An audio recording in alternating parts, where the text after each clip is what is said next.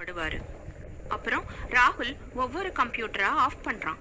ஆனா திரும்பவும் எல்லா கம்ப்யூட்டரும் ஆன் ஆயிடுது. அட கடவுளே, இது எப்படி சாத்தியம்? திரும்பவும் எல்லா கம்ப்யூட்டரும் ஆன் ஆயிடுச்சே. இப்ப இப்ப நான் என்ன செய்யறது? கண்டிப்பா இங்க ஏதோ தப்பா இருக்கு. சரி, ஒரு வேலை பண்றேன். மெயின் பவரையே நான் ஆஃப் பண்ணிடுறேன்.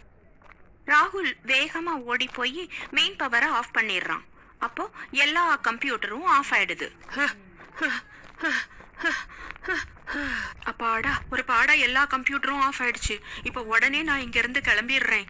ராகுல் கிளம்பும் போது திரும்பவும் ஒரே ஒரு கம்ப்யூட்டர் மட்டும் ஆன் ஆயிடுது. ராகுல் அதிர்ச்சி ஆயிடுறான். அட, இது என்ன கூத்து? நான் தான் மெயின் பவரையே ஆஃப் பண்ணிட்டேனே. எப்படி இந்த கம்ப்யூட்டர் மட்டும் கரண்ட் இல்லாம ஆனாச்சு?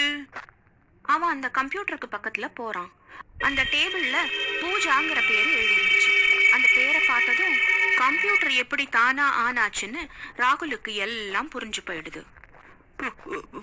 பூஜா, நீங்க இருக்கியா? அப்ப ஸ்கிரீன்ல தானாவே சில வார்த்தைகள் வருது. ராகுல், நான் இங்கதான் இருக்கேன். என்னாச்சு? ஏன் பயப்படுற? இப்ப நிறைய வேலை பாக்கி இருக்குல்ல. நீ எங்க போய்கிட்டு இருக்க? பேசாம உட்காந்து உன் வேலைய முடி. ஐயோ, செத்தேன். இந்த பூஜா நிஜமாவே இங்கதான் இருக்கா போல இருக்கே. சரி பூஜா, நீ உன் வேலைய பாரு, நான் என் வேலைய முடிக்கிறேன்.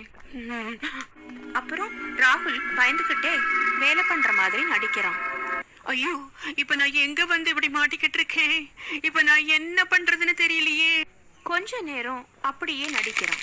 அப்போ அவனுக்கு பின்னாடி இருந்த சேர் நகர்ந்து யாரோ எழுந்து போய் பாத்ரூம் கதவை திறக்கிற சத்தம் கேட்குது.